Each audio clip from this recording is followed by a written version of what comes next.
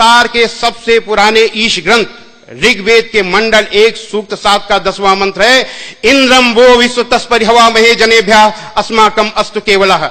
ऐ मनुष्यों, तुमको अत्यंत उचित है कि मुझ एक परमेश्वर को छोड़कर किसी दूसरे देव को कभी मत मानो, क्योंकि पूजा करने योग्य एक मुझ परमेश्वर को छोड़कर कोई दूसरा देव नहीं है। श्रीमद् भगवद गीता में है, मत्तः परतरम नान्यत किंचिदस्ति धनंजय। पूजा करने योग्य मुझ परमेश्वर से के अलावा कोई परमेश्वर नहीं है। ये है इस्लाम की में अल्लाह की हिकमत। और इस प्लेटफॉर्म को अगर पकड़ा गया होता तो आज मामला दूसरा होता। हमारे आरएसएस के भाई कहते हैं, विश्व हिंदू परिषद के लोग भी कहते हैं कि इस देश में रहने वाला हर व्यक्ति, हर इंसान हिंदू है, लेकिन इसकी कोई दलील नहीं है। यह भी अटकलबाजी है, मनमानी अटकलबाजी है, जो चाहा सो बोल दिया। क्या दलील है इसकी भाई कि इस देश में रहने वाला हर व्यक्ति हिंदू है? लेकिन इस बात की दलील है कि एक ईश्वर की पूजा करने वाला हर हिंदू मुसलमान है।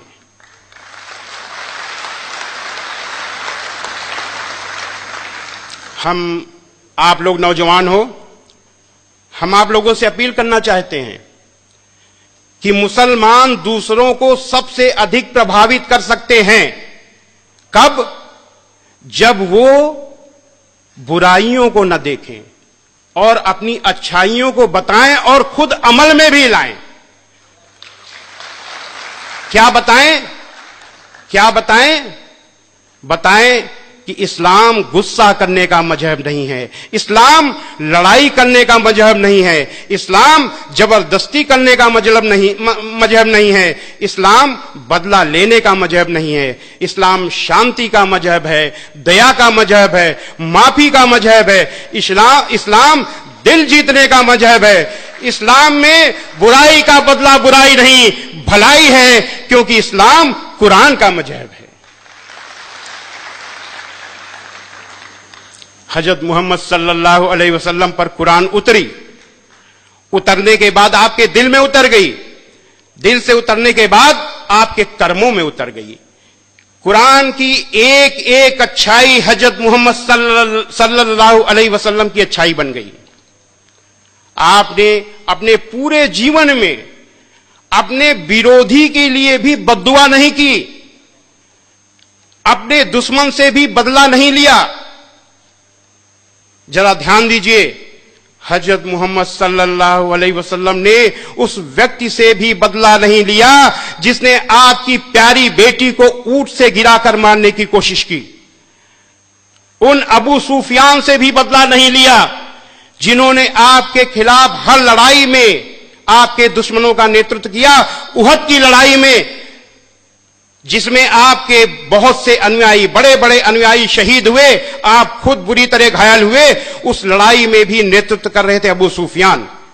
ऐसे अबू सुफियान को फतेह मक्का के दिन आपने न केवल माफ किया बल्कि ऐलान किया कि अबू सुफियान को माफी, और जो अबू सुफियान के घर में दाखिल हो जाए उसे भी माफी, जो मस्जिद में दाखिल हो जाए उसे माफी, और जो अपने घर के दरवाजे बंद कर ले उसे भी माफी। यानी किसी न किसी बहाने सबको माफी।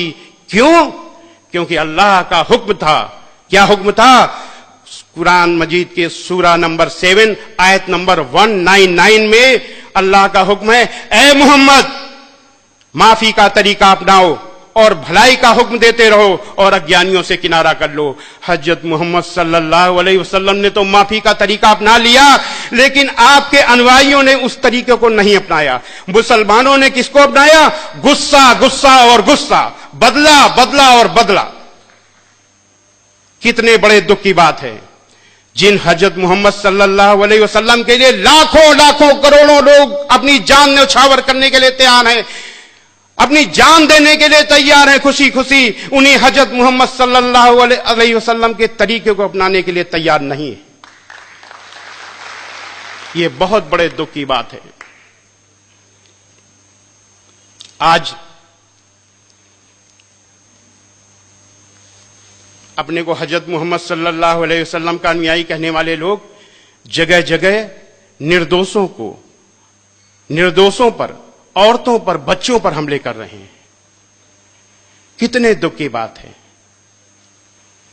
और कह क्या रहे हैं? हम मुसलमानों पर हुए जुल्म का बदला ले रहे हैं। क्या हजरत मोहम्मद सल्लल्लाहु अलैहि वसल्लम ने बदला लिया था? अभी हमने बताया। आपने कभी भी बुराई का बदला बुराई से नहीं दिया। आपने बुराई का बदला अच्छाई से दिया। यहां पर मुझे एक बुढ़िया बाई की कहानी याद आ रही है। एक बुढ़िया माई उस रास्ते पर रहती थी जिस रास्ते पर आप से रोज निकलते थे। वो गैर मुस्लिम थी, आपसे इतना चिढ़ती थी कि आप जब निकले आपके ऊपर कूड़ा फेंक दे। एक दिन आप निकले, कूड़ा नहीं गिरा, दूसरे दिन कूड़ा नहीं गिरा, तीसरे दिन कूड़ा नहीं गिरा। हजरत मोहम्मद सल्लल्लाहु अलैहि वसल्लम ने सोचा कि कहीं बुढ़िया माई बीमार तो नहीं हो गई। आप ऊपर चढ़ के गए, आपने आवाज दी, माई माई। बुढ़िया माई ने आवाज दिया, कौन? आपने कहा, मैं मोहम्मद। इतना सुनना था, बुढ़िया माई बहुत जो नाराज हो गई। अरे मोहम्मद कैसे आए? आपने बड़ी विनम्रता से कहा, माई आपने मेरे ऊपर 3 दिन से कूड़ा नहीं फेंका। मैंने सोचा कहीं आप बीमार तो नहीं हो गई, इसलिए मैं आपको देखने चला आया।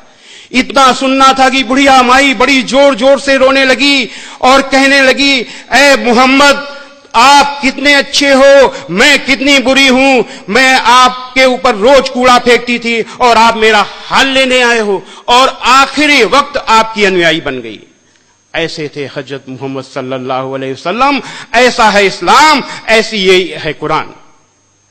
मैंने क्या बताया कि एक एक कुरान की एक एक अच्छाई हजरत मोहम्मद सल्लल्लाहु अलैहि वसल्लम की अच्छाई बन गई। जो भी आपका काम होता था वो कुरान के अनुसार होता था।